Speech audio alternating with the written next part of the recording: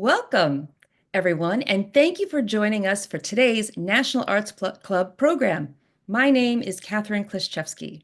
For those of you who are not familiar with the National Arts Club, we are a 501c3 nonprofit based in New York City with a mission to stimulate, foster, and promote public interest in the arts, and to educate the American people in the fine arts. Annually, the club offers more than 150 free programs to the public, including exhibitions, theatrical and musical performances, lectures, and readings. For more information about the National Arts Club, you could visit us at nacnyc.org or find us on Facebook, Instagram, and YouTube. Following the conversation will be a brief Q&A, so please feel free to use the Q&A function for any questions you might have. Today's program is about fashion victims dressed at the court of Louis XVI and Marie-Antoinette. And with me to discuss this fascinating topic is Dr. Kimberly Chrisman-Campbell. Let me tell you a little bit about her. Dr. Kimberly Chrisman-Campbell is an award-winning fashion historian, curator, and journalist based in Los Angeles. She is the author of Fashion Victims, Dressed at the Court of Louis XVI and Marie-Antoinette, Worn on This Day, The Clothes That Made History, The Way We Wed, A Global History of Wedding Fashion, Red, White, and Blue on the Runway, the 1968 White House Fashion Show, and the Politics of American Style, and Skirts, Fashioning Modern Femininity in the 20th Century. She has written about fashion, art, and culture for The Atlantic, The Washington Post, Politico, Slate, and the Wall Street Journal, and has appeared on NPR, the Biography Channel, and Reels, along with several podcasts.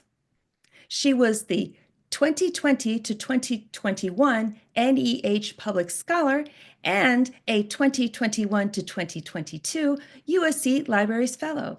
Besides writing books and articles, she also does writing, lecturing, curating, and consulting for many museums, universities, and the entertainment industry.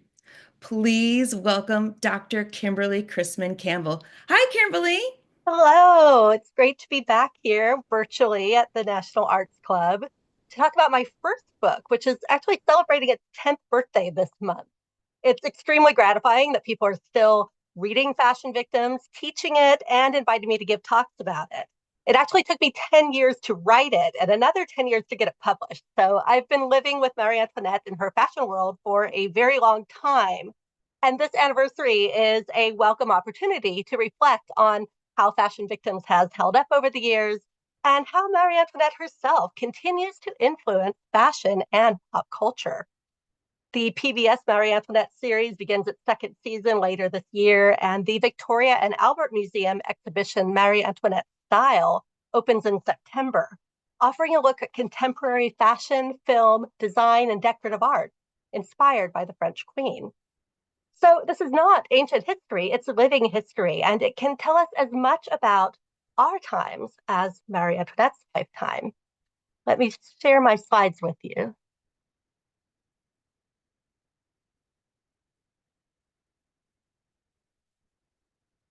There we go. I hope you can all see that.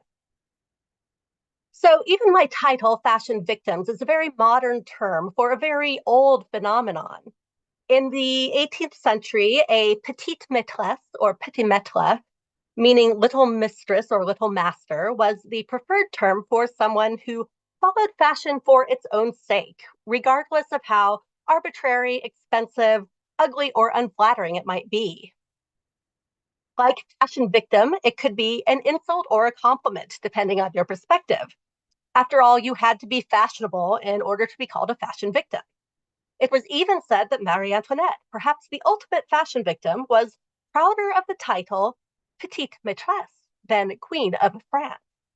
The tension between the Queen and the court on the one hand, and the petite maitresse and the city of Paris on the other, is one of the central themes of my book.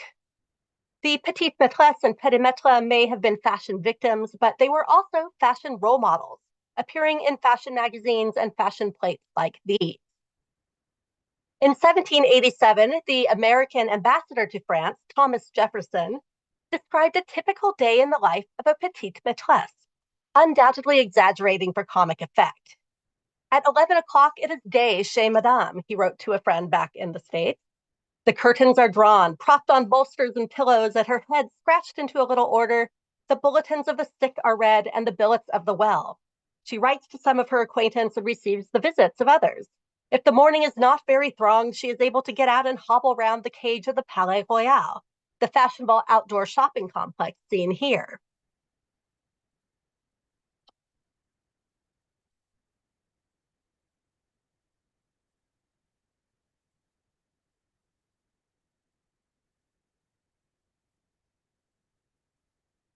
But then the coiffeur's turn has come, and a tremendous turn it is. Happy if he does not finish before the dinner is over. Then off to the spectacles and visits of her very dear friends, and home to bed to rise again and tread like a mill horse the same tired circle over again.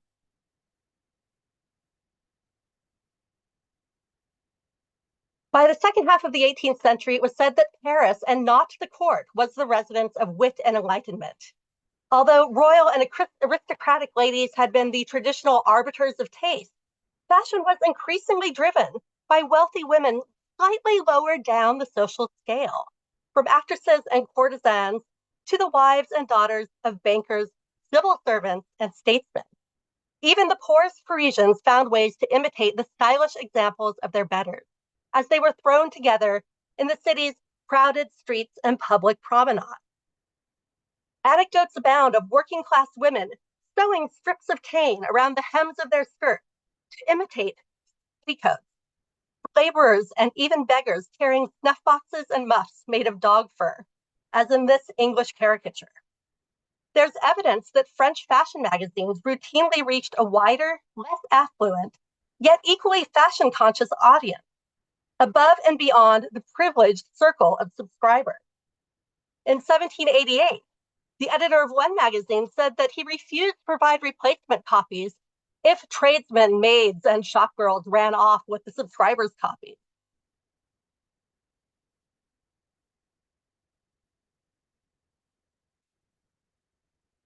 Believe it or not, when Marie-Antoinette arrived in France, she was not considered particularly well-dressed. The Duchess of Northumberland gave an unflattering account of the 14-year-old Austrian bride to Prince Louis, who was staggering under the weight of her diamonds and dwarfed by her court gown. As you can see, she had an extreme makeover, replacing her Austrian hairstyle and wardrobe with a more fashionable French one. Yet she lived entirely at court during the early years of her marriage. She did not even see Paris until 1773. From that point on, she began to grow more fashionable and made more trips to Paris, where she was influenced by the unique and world-renowned style of the petite maitresse in her world.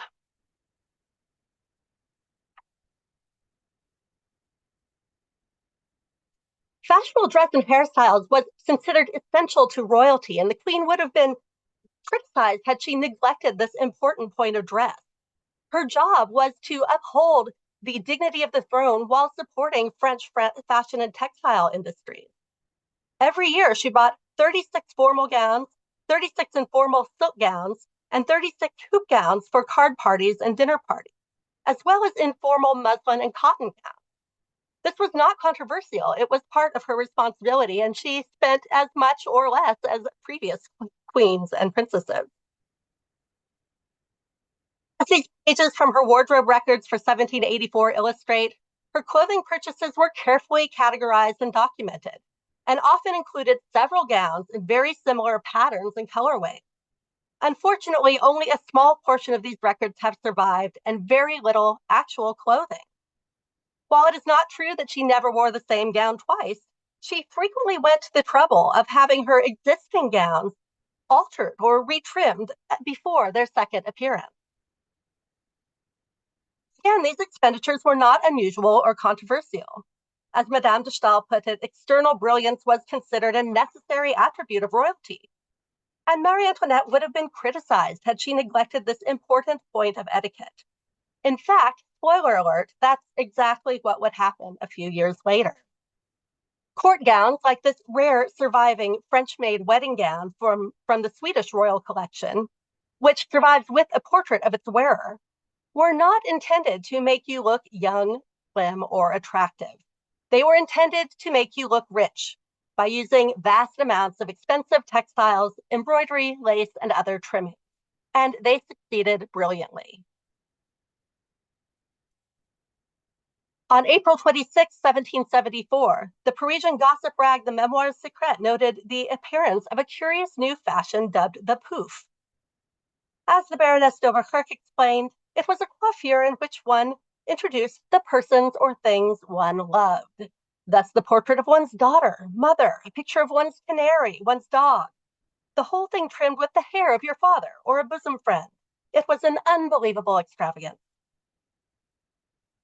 On the left is a fashion plate depicting a coiffure à la Charte, named for the stylish and immensely wealthy Duchesse de Chartres on the right, who had launched the trend with a poof depicting her infant son and his nurse, her pet parrot, a black servant boy, trimmed with the hair of her husband standing beside her, her father and her father-in-law, all nestled in a mountain of powder and pomade. The Memoirs Secrets declared, all the women are mad about poofs and want to have one. Madame Campan, the Queen's lady-in-waiting, testified that women could no longer find carriages high enough to sit in, and one often saw them tilting their heads or holding them out the window. Others chose to kneel down in order to manage the ridiculous edifices with which they were burdened in a safer manner. Another courtier, Madame de Genlis, remembered, we wore then not just flowers, but fruits, cherries, currants, strawberries. Art imitated these fruits so perfectly that it was hard to tell them from the real thing. Some women wore vegetables. One saw artichokes and radishes, but this was more of a singularity than a fashion. You can see carrots and other vegetables in the coiffure on the right.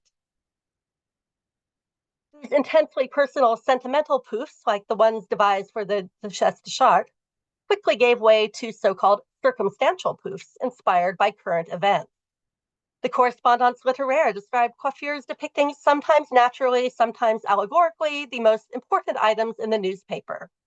We see on one bonnet the opening of Parliament, on another the peace between the Russians and the Turks, or even an English garden. In short, all the great events, ancient and modern. Although these poofs may seem comically elaborate, it was precisely because hair required relatively little time and money to dress that it could respond quickly to current events in a way clothing itself could not. It was the baseball cap or the t-shirt of the 18th century. Hats and hairstyles not only reflected a woman's moods and interests, but her thoughts and opinions. Changing one's head was akin to changing one's mind.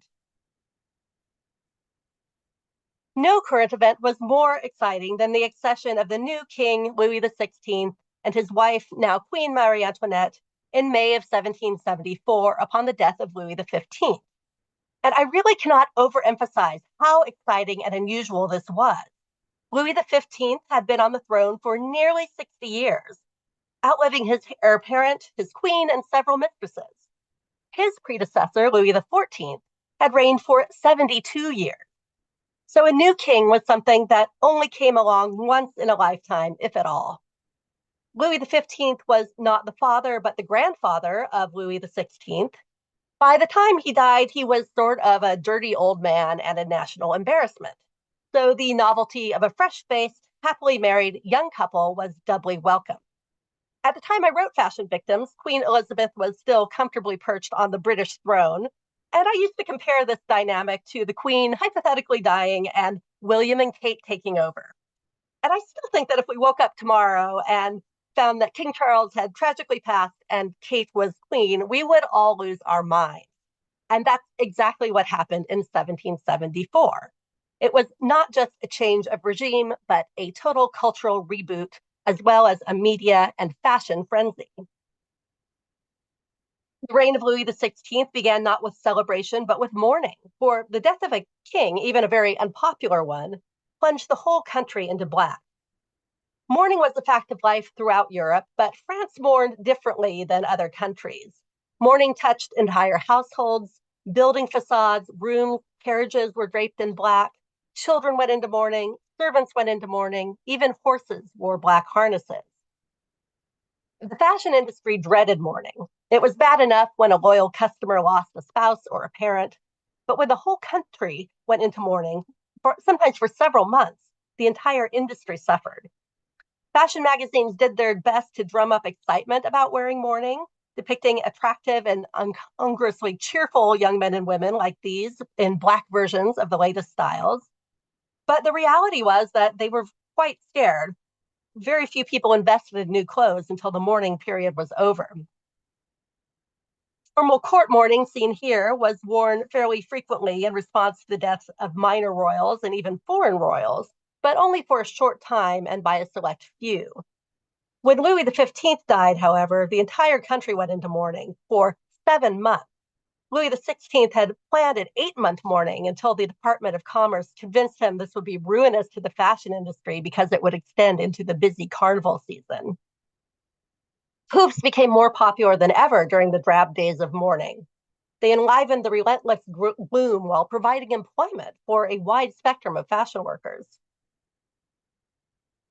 The poof was created by the marchand de mode, or milliner, a new trade in 1774. The 18th century milliner bore little relation to what we would call a milliner today. The literal translation of marchand de mode is fashion merchant, and this is a much more accurate description of her, or occasionally his, activities than the modern definition of hat maker. When she became queen, Marie-Antoinette insisted on being dressed by the most fashionable marchand de mode in Paris, Rose Bertin on the right, and its most famous hairdresser, Monsieur Léonard. Professional hairdressers were usually male in the 18th century. This flattered centuries of court etiquette. In the past, court appointees had dressed the queen and the queen alone. This was intended to protect the royal family's privacy from gossip. But Marie-Antoinette feared that Léonard and Bertin's taste would suffer if they were cut off from the invigorating and inspiring world of the petite and petite maitresse. Madame Campan, the queen's lady-in-waiting, observed her growing interest in fashion with alarm. She recorded in her memoirs, the admission of a marchand de mode into the queen's household had unfortunate consequences. The skill of the marchand de mode, received into the household despite the custom that excluded all persons of her class, afforded her the means of introducing each day some new fashion. Until that moment, the queen had not developed more than a very plain taste in dress. She began to make it her primary occupation. Naturally, she was imitated by all women. Everyone instantly wanted to have the same dress as the queen, to wear those feathers and garlands to which her beauty lent an infinite charm. The expenditure of young ladies was hugely increased. Mothers and husbands murmured at it, and some scatterbrains contracted debt. There were ugly family quarrels. Several households grew chilly or estranged, and the general rumor was that the queen would be the ruin of all French ladies. This was the queen's friend talking, so you can imagine what her enemies were saying. Poor Marie Antoinette really could not win. First, she looked too Austrian, and then when she indulged in French fashion, she was accused of leading women astray and even provoking domestic disputes. If she overspent, she was setting a bad example. If she didn't spend enough, she was neglecting royal etiquette and letting down the fashion industry. Anything the queen wore, and many things she didn't, appeared in fashion plates like these, with the tag à la reine, in the style of the queen. Well, if there's one thing we all know Marie Antoinette wore, it's a chip on her head, right? That's what I thought when I began researching my book, anyway. But while the queen clearly had no objection to wearing elaborate confections on her head, and these may have included chips, I have found no evidence that this much misunderstood hairstyle, the coiffure à la belle poule, was ever worn by Marie Antoinette. It wasn't until many years after her death that it was added to the list of her transgressions in heavily fictionalized histories of the Ancien Regime. Nevertheless, it has become as much a part of her legend as let them eat cake, another apocryphal but persistent piece of fake news about the queen, which has persisted precisely because it so conveniently fits our modern notions of her selfishness and superficiality. This iconic image of Ancien Regime extravagance is still imitated and parodied today, appearing in film, fashion, and even children's Halloween costumes, invariably signifying the queen. Far from being the whimsical caprice of bored aristocrats, the coiffure à la Belle Poule was one of many ship-shaped headdresses that celebrated specific French naval victories and advertised their female wearers' patriotism and political acumen. Indeed, its unlikely inspiration was one of the defining political and philosophical issues of the late 18th century, America's struggle for independence, in which France was our military and political partner. In 1778, France signed a treaty of alliance with the newly united United States and sent its ships up against Britain's fearsome Royal Navy. The Battle of Ushant on July 27th of that year was the first major conflict between the French and the British fought in the English Channel. Though the battle was not decisive and both sides claimed victory, the French fleet suffered far fewer casualties, and one French frigate in particular, the Belle Poule, badly damaged the British vessel, the Arethusa. All of Paris was inflamed by the news, the Vicomtesse de Far recorded in her memoirs. And for a month, the ladies enshrined its memory with an object of fashion of bad taste, called the coiffure à la Belle Poule. This represented more or less a ship in full sail. The Journal Politique marveled at its ingenious sails of gauze and riggings of silver and gold thread, a description that perfectly fits this rare surviving Belle Poule in a private collection in France, whose owner contacted me after reading my book. Fashion historians, including this one, have long questioned whether these ship-shaped headdresses were real or simply satirical or rhetorical conceits. But I've always suspected that some must have survived, probably miscatalogued in a regional French maritime museum. A variant of the fashion plate we saw earlier was published under another title making explicit its political context, the coiffure à la indépendance, or the triumph of liberty. Hairstyles were not the only things à la Belle Poule. The ship inspired songs, poems, and this vaguely nautical sugar bowl the Sèvres porcelain manufactory rushed into production to capitalize on the trend. And the Belle Poule was not the only ship to be immortalized in fashion. The Junon was another French frigate that distinguished itself at the Battle of Ushant. Later that same year, it secured its own place in fashion history by capturing the HMS Fox. France's next important victory was the Battle of Grenada on June 6, 1779, in which the French fleet, led by Admiral d'Estaing on the left, captured the West Indian island from the British. The battle inspired Chapeau of Grenada and à la d'Estaing. One satirist took this trend to its logical conclusion and depicted d'Estaing himself perched on a lady's head. Another satirical image appeared as the frontispiece to a fashion plate collection published around 1780, long after the trend for wearing warships in one's hair had peaked. It depicted, as the caption reads, the new English coiffure, la fuite. This is not an actual ship, but a French term that can be translated as both the retreat and the leak, a joke at the expense of England's Royal Navy. Though minor chapters in the story of American independence, in France, these battles assumed a psychological importance far exceeding their military significance. There, the American Revolution was welcomed as both a political watershed and a pop culture sensation, stirring grandiose talk of freedom, democracy, and ultimately rebellion, but also inspiring more quotidian pleasures like card games, dances, operas, and especially fashions named for American cities and patriots. There were chapeaux à la Bostonienne and à la Pennsylvanie, feathered headdresses inspired by Native American war bonnets, and gowns of Franklin gray, the color of Benjamin Franklin's hair.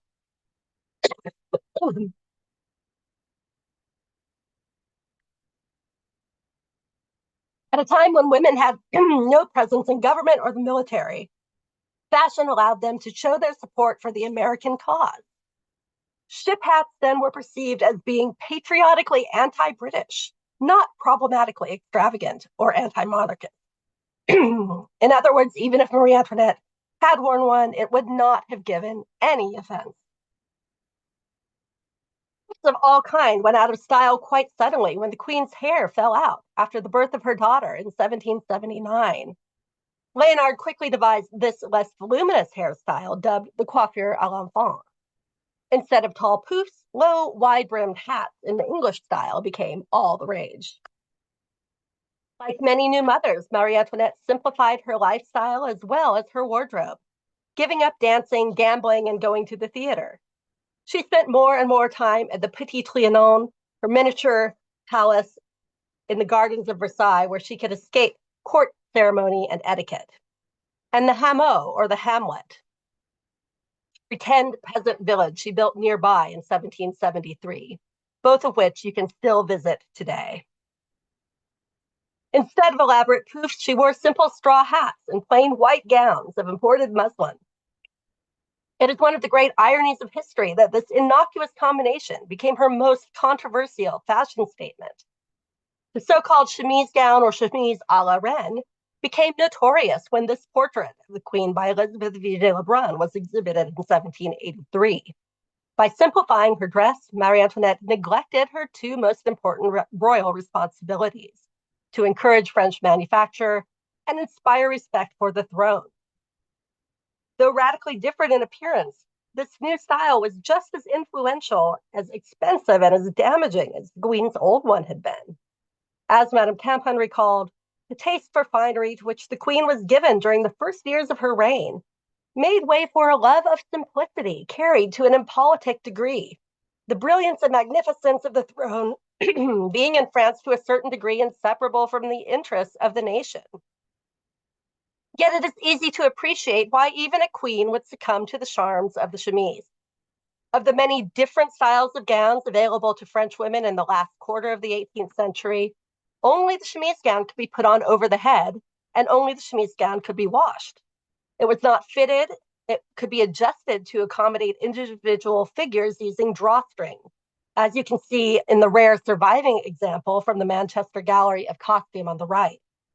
It had no train and could be worn without panniers or hoops, so it was a popular choice for walking and other outdoor pursuits, as well as for pregnancy. Metaphorically, its simplicity and informality evoked the pastoral ideal so prevalent in late 18th century art, philosophy, and literature. Nearly a decade before the French Revolution, the appearance of the chemise gown signaled the beginning of the end of formality, luxury, and ornament. Never have women dressed with so much simplicity, Le Petit Tableau de Paris reported. No more rich gowns, no more trimmings, a straw hat with a ribbon, a plain handkerchief at the neck, an apron in the house. Aprons and straw hats, previously worn by the working classes alone, became fashionable novelties among women who had never worked a day in their lives. The obvious difference was in the materials. Peasants did not wear aprons of silk gauze or hats of imported Italian straw.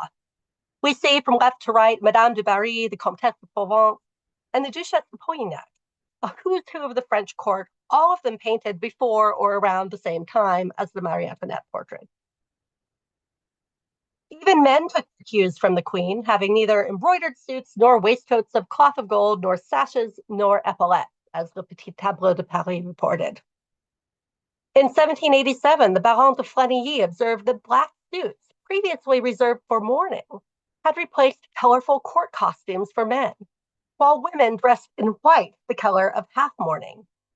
He correctly surmised that this stark, somber tableau was a sinister omen. Jacques-Louis David's portrait of Monsieur and Madame Lavoisier captures the monochromatic minimalism of high fashion in the 1780s. When the Marquise de la Tour de Pin married in 1787, she noted that there was not a single silk gown in her trousseau. Everything was muslin. The number of people employed in the French embroidery trade diminished by half between 1782 and 1791. The Lyon silk industry lost thousands of looms. And in 1803, Elizabeth Vigée-Lebrun would declare that she had not painted any lace for 15 years. If anything, the Lavoisiers are a little overdressed in their hair powder and lace flounces. Both were already going out of style. Just recently, in 2021, Met Museum conservators discovered that David originally included an absolutely enormous hat in the portrait, which he painted out before it was finished, further simplifying the composition at a time when elaborate ornamentation was quickly becoming not just a fashion don't, but a political liability. There's a lot more I could say about this hat, but we'd be here all night. So if you're interested, I'll just refer you to my article on it in the 2022 Metropolitan Museum of Art Journal. Long before the French Revolution, then, fashion embraced the principles of liberty, equality, and fraternity. On July 14th, 1789, an angry mob stormed the Bastille prison in Paris, determined to tear down a hated symbol of government oppression. It was the catalyst that transformed a long-simmering spirit of revolt against the monarchy and aristocracy into a violent rebellion.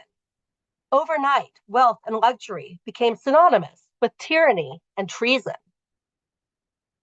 Clothing played a key role in revolutionary rhetoric, epitomized by the term sans-culotte, meaning without breeches, which was applied to the working-class men who led the charge, wearing practical long trousers rather than the knee-length breeches or culotte favored by aristocrats.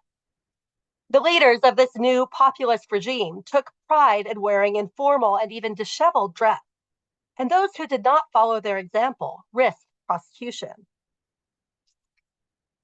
The revolution would have devastating consequences for the French clothing and textile industries. It was a fertile period for fashion itself, as clothing became a canvas for uncensored personal expression and intense political debate. In September 1789, the Magasin de Mode Nouvelle noted with breathtaking naivete, "There can be no doubt but that a revolution like the one taking place in France must furnish the capital with ideas for some fashion. It's a rather big event." Accessories referencing the medieval walls of the Bastille, like the shoe buckle at the top right or the crenellated bonnet à la Bastille below it, were literal manifestations of political ideals. Fashion did not just take inspiration from the revolution, but explicitly advertised partisan loyalty. This extremely rare waistcoat in the collection of the Los Angeles County Museum of Art is ripe with revolutionary symbolism. It must have belonged to a noble convert to the cause. Through his clothing, he renounced aristocratic finery and declared his allegiance to the revolution, whether real or prudently feigned. The most obvious sign of this allegiance is the waistcoat's color scheme. Blue and red traditionally symbolized the city of Paris, while white represented the Bourbon monarchy. Together, they signified the hoped-for union of the crown and the people, the court and the city.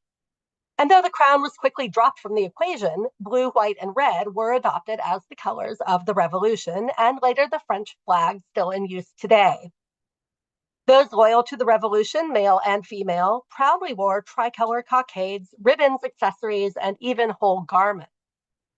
These were not only the clothes of radical sans-culotte or soldiers, but high fashion, worn by the same image-conscious elites the revolution was about to depose. Though it appears to be knitted, the waistcoat is actually done in petit point embroidery stitch, a type of needlework on canvas that could easily produce complex patterns difficult to achieve in knitting. The superficial resemblance to knitting is surely deliberate, however. The tricoteuses, the female professional knitters of Paris, had been early and vocal paid supporters of the revolution, and the waistcoat claims kinship with these patriotic working-class women. Mottos and motifs embroidered on the waistcoat may seem enigmatic today, but they had clear and specific meanings at the time of the revolution. You've all heard of chenille, the fuzzy yarn. The term comes from chenille, meaning caterpillar in French. For a man to appear en chenille, literally as a caterpillar, was 18th century slang for being casually dressed. If you read the caption to the 1781 fashion plate of a petite maitresse we saw earlier, it describes him as being dressed en chenille, in an informal English-style frock coat, an embroidered silk vest, and a round Quaker-style chapeau a la Pennsylvania. The fact that the man's hair is not powdered and his coat, waistcoat, and breeches do not match is further evidence of his informality, which is also seen in other fashion plates labeled en chenille.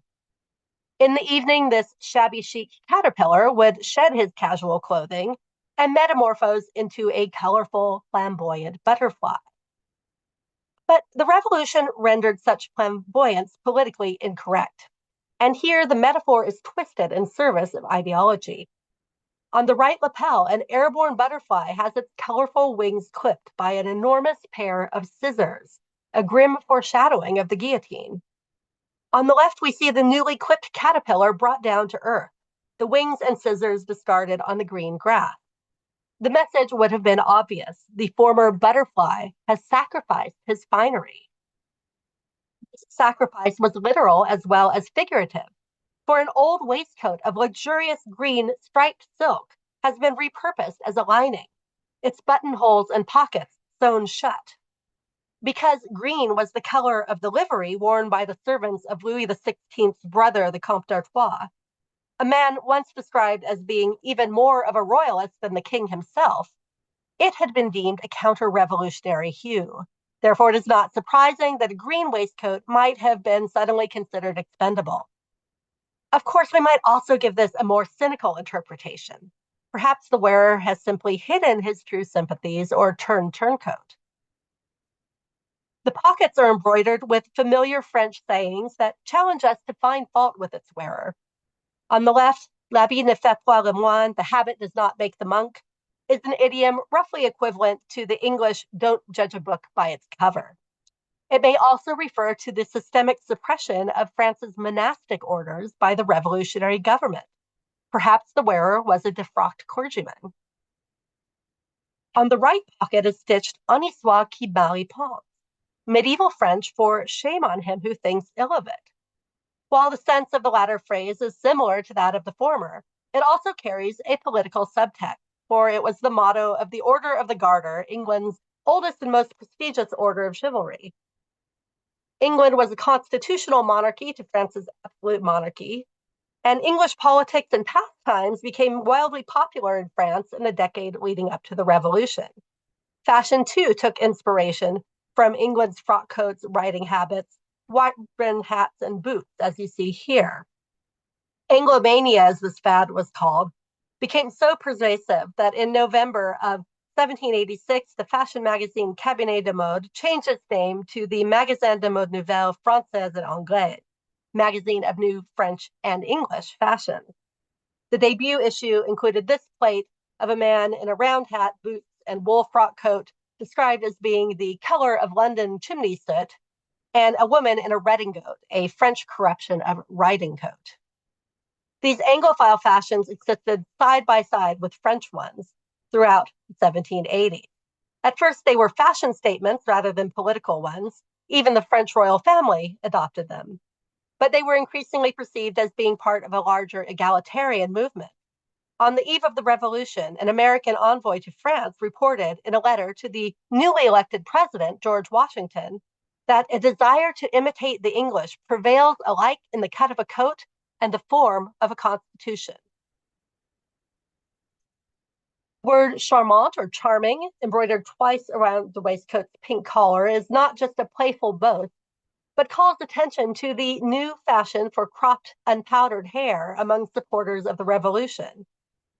An expression of the general fascination with the austere aesthetics and democratic governments of classical antiquity. The recent excavations of the ancient cities of Pompeii and Herculaneum had generated widespread interest in the art, interiors, and fashions of the ancient Greeks and Romans, which now carried over into the realm of politics. Young men dressed with the greatest simplicity and wore their hair cut and curled like an antique bust, the Journal de la Mode de Goutte reported. The style was dubbed a la Titus the following spring, when the actor Talma adopted it to play the Roman emperor in Voltaire's tragedy Brutus. Revolutionary dress owed as much to ancient Greece and Rome as it did to England. Women too cropped their hair or wore short wigs, a rare and daring example of a unisex fashion symptomatic of the country's anarchic mood. Of course, short hair acquired another, more sinister meaning. Victims of the guillotine had their hair cropped short before they went to the scaffold. Short hairstyles a la victime and thin red ribbons worn at the neck or the bodice, imitating the cut of a blade as on the right, enjoyed a brief vogue. David's poignant eyewitness sketch depicts Marie-Antoinette with her famous hair shorn, covered by a simple bonnet on her way to her death on October 16, 1793. The woman who had been notorious for her elaborate hairstyles and extravagant dress was virtually unrecognizable without them. A female Samson, stripped of not just her strength, but her very identity. When I first began working on this book nearly 30 years ago, I was attracted to the escapist, alien aspects of 18th century dress and society. The extreme silhouettes with their huge hair and puffy shirts and skirts seem to echo the vast differences between the culture and values of that time and our own. However, in the intervening years, our society has become much more polarized politically, morally, and economically. In other words, it has become much more like France on the eve of the revolution. Indeed, since the stock market crash and recession of 2008, economists have made much of the fact that income inequality is at ancien regime levels, with a billionaire class increasingly holding both economic and political power. In September 2013, Forbes magazine asked, could America's wealth gap lead to a revolt? And the wealth gap isn't just an American thing. Since 2016, 1% of the world's population has held more wealth than the other 99% combined. Once again, headgear is an important vehicle for communicating political views and loyalties. When we talk about redistribution of wealth, authoritarian populism, domestic terrorism, or violent insurrection, we are using the language of the French Revolution. We also use the visual language of the revolution. On the left, Gisele Bündchen, advertising Sky TV's quote-unquote revolutionary new features. And on the right, Kate Moss, photographed for Vogue in Coco Chanel's former suite at the Ritz Hotel in Paris, just in case you missed the French theme. Hatmaker Philip Tracy and other contemporary fashion designers have returned to the Belle Pool again and again. But it was never more visible than in 2009 in the first collection shown after the stock market crash. I would argue that this instantly recognizable reference to Marie-Antoinette is in fact a coded commentary on the revolution, for it is now virtually impossible to separate her image from her violent death, supposedly hastened by fashions like these. An especially poignant theme in a global recession, and perhaps a reflection of the fashion industry's justifiable anxiety over its financial future. Music is a visual medium today, and some of its most successful image makers have channeled Marie-Antoinette, including Madonna, Beyonce, Taylor Swift, Katy Perry, and Nicki Minaj. Perry on the left and Minaj on the right took strikingly similar approaches to the 2013 ad campaigns for their royalty-themed fragrances, Killer Queen and Majesty. In both TV spots, the singers start out in full 18th century Marie-Antoinette costumes, complete with wigs, corsets, heels, jewels, makeup, and hoops. And then they revolt, stripping them off piece by piece as they run away in slow motion, ending up dressed in fetching rags and fetish-worthy shoes. Let's watch Katie's version.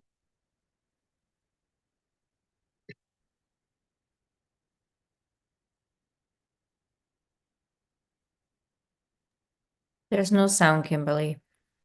Oh, I'm so sorry.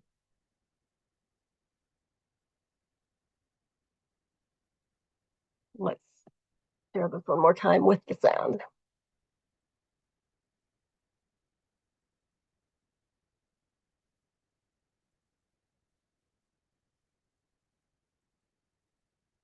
Here it is.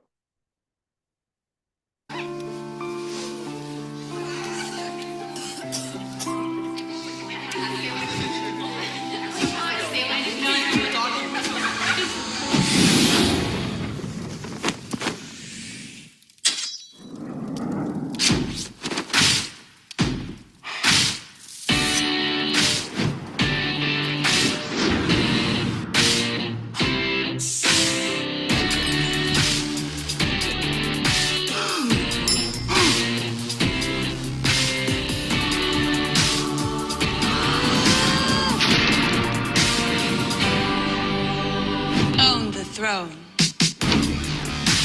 Killer Queen, a new fragrance by Katy Perry.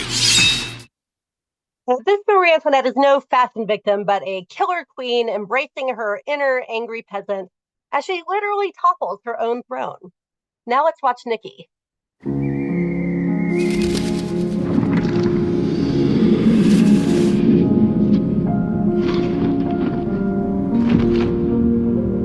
There comes a time in every girl's life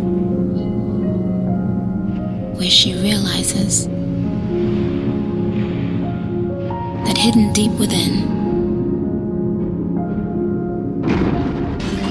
the forest of her heart, there lies a queendom. And if she believes, she will reign forever. My Majesty, believe in your queendom. So, like the Killer Queen ad, this is a fascinating conflation of two seemingly opposing fantasies. On the one hand, indulging in ancien regime levels of luxury, and on the other, sorry, I dropped my page, embracing your revolutionary spirit and your individuality. Nowhere is this modern day dilemma better illustrated than in this Air France ad, which gives us a Marie Antoinette in a poofy pink dress lounging in the gardens of Versailles in a business class seat that has been transformed by the addition of two poles into an 18th century sedan chair. She wears beautiful shoes with ruffles on them, but if you look closely, you'll notice that she is not wearing a crown, but a tricolor cockade in her hair. She is both Marie Antoinette and Marianne, the patriotic female symbol of France. Only fashion could accomplish such a transformation. Fly like Air France, it suggests, and we'll treat you like a queen, but you can also enjoy the rebellion and the individuality of the revolution. One of the more bizarre Marie Antoinettes of recent memory is Kim Kardashian in this ad for Hype energy drink. She starts out riding a bike dressed as Audrey Hepburn.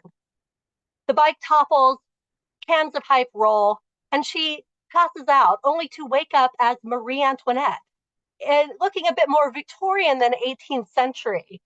While her Audrey Hepburn persona is perky and playful, her Marie Antoinette is completely static, neither heroine nor villain. She is a pure icon until she takes a sip of Hype from a crystal goblet and wakes up as Audrey Hepburn again. But this is not just any Audrey Hepburn. It's Audrey Hepburn as Jo in Funny Face, the perky left bank beatnik who dabbles in radical philosophy and politics. Again, we are looking at two different fantasies, the static, beautiful queen and the perky, political, yet still appealing and still very French Audrey Hepburn icon from Funny Face. In recent decades, fashion has continued to embrace Marie Antoinette iconography. And this is now looking at the time since the book was published. This is Guo Pei's show produced in the Conciergerie, the very medieval prison in Paris, where Marie Antoinette was held captive. And it was full of royal references, and Marie Antoinette's ghost sort of floated through the whole production. This is Jeremy Scott's fall 2020 anime Antoinette show for Moschino, which he explained as both a commentary on global political unrest a la the French Revolution and a candy-colored, cake-infused respite from it. The COVID lockdowns were the unlikely impetus for a new trend known as cottagecore. The vibe was both escapist and eminently practical, with everyone nesting at home but constantly on display on Zoom or social media. This was a fashion that was pretty as well as comfortable. Cottagecore was instantly compared to Marie Antoinette's idols at the Hammam. It was perceived as both wonderfully aesthetic and hopelessly out of touch. Because it was consumed almost entirely through TikTok and Instagram, it was a lifestyle as much as a style of dress. heavy on picnics and tea parties and walks in the country. Cottagecore took many forms, but three specific dresses dominated the genre, just as Marie Antoinette's chemise dress dominated the 1780s. The smocked Hill House nap dress, the cotton candy-like silky puff dress, and the Lyrica Matoshi strawberry midi dress, which the New York Times said looked like something Marie Antoinette would wear if she were a modern-day influencer. Like the Queen's chemise gown, these dresses blurred the lines between lingerie and loungewear, and their price tags of $150 to $500 belied their rustic simplicity. Fashion's post-COVID maximalism, combined with what we might call the Bridgerton effect, revived the extreme silhouettes and underpinnings and the exuberant textiles and trimmings of the Ancien regime, a trend that was still going strong at this week's Paris couture shows, where all of these appeared on different runways. There was also a good piece in The Guardian today about the return of big hair and other forms of performative femininity to the White House. In popular culture, however, the Queen's image has taken a turn in recent years. The focus is no longer on the fun or frivolity of her hats and hairstyles, but on the body horror of her bloody beheading. We've seen a rise in vampire and zombie Marie Antoinettes, partly inspired by the 2016 Japanese manga series Versailles of the Dead, which begins with the young princess's carriage being attacked by bloodthirsty zombies as she leaves Austria to marry Louis XVI. Her twin brother survives and takes her place at court, where he has to hide his true identity while battling the living dead. Instead of rapacious aristocrats, Versailles is overrun with literal blood-sucking monsters. 2023 film Napoleon opens with the Queen's execution, a scene staged for maximum gore and minimal historical accuracy, for Napoleon did not actually witness her death. The location is wrong, the dress is wrong, even the hair is wrong. But what I find most fascinating is the Queen's defiant attitude. On screen, she has often been portrayed as a helpless, if somewhat clueless victim, or else a noble martyr. Here she is proud and contemptuous, fearless. Is she an unrepentant villain or a vengeful woman wronged? I'll conclude with the opening ceremony of the Paris Olympics of 2024, which included a similarly fierce Marie Antoinette in its parade of French history and iconography along the Seine, in a Son et Lumière performance so polarizing that many viewers missed the point entirely. A chorus of identical queens clutching their severed heads sang Ça ira, a French revolutionary anthem, from the windows of the conciergerie itself. Their crimson gowns, bloody neck stumps, rouged and powdered faces, and fright wig poofs, combined with red streamers and tongues of fire shooting from the medieval prison against a backdrop of heavy metal and opera, made a powerful visual and aural tableau. But the historical context was lost on much of the global audience, who found the scene morbid or worse. The word satanic instantly began trending on Twitter in the US. Many viewers did not realize this was Marie Antoinette at all. And even those who did largely missed significance of the song and the setting.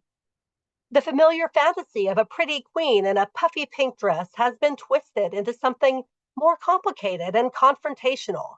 Less let them eat cake and more eat the rich. Here is a queen who has literally changed her tune, who has been punished, who has suffered, who has died, and who has been resurrected zombie-like, bloodied but unbowed. Thank you so much. I'd like to invite you to follow me on your preferred social media, and I'll be happy to answer a few questions if we have some time. Thank you so much. Wow. Wow. I am impressed. Oh my gosh.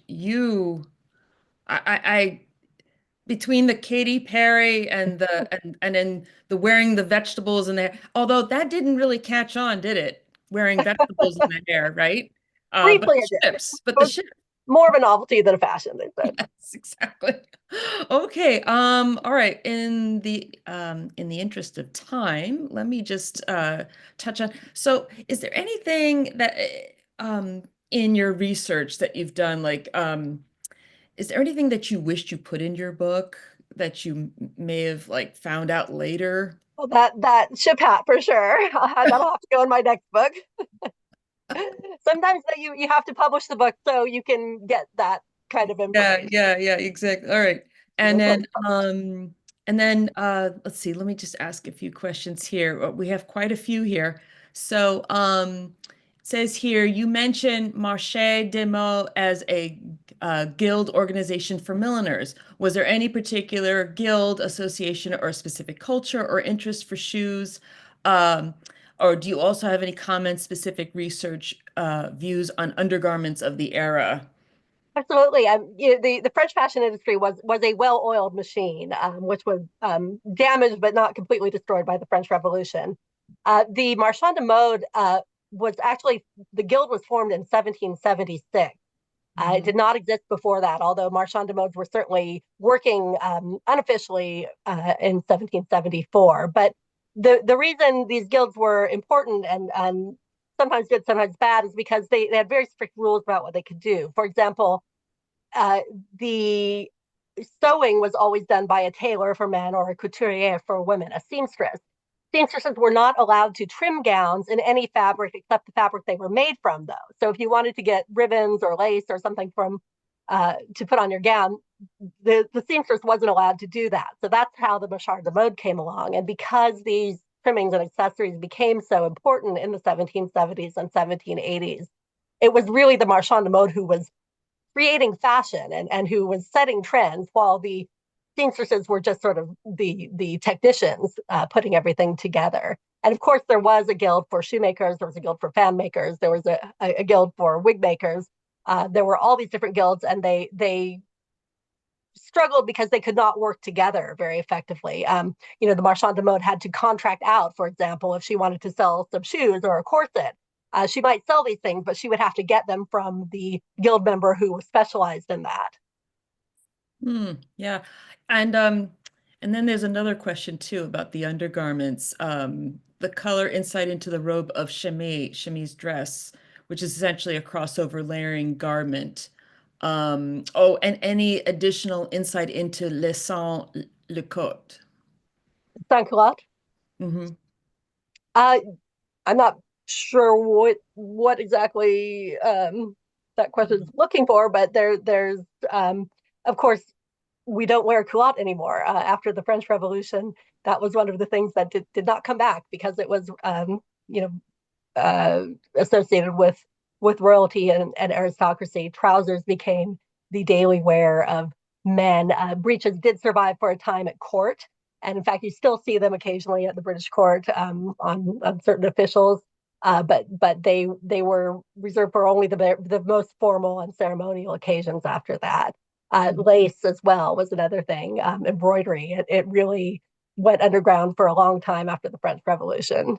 Hair powder, a lot of these things probably would have gone out of fashion on their own eventually, but the revolution hastened that and in fact made it dangerous to wear many of these things.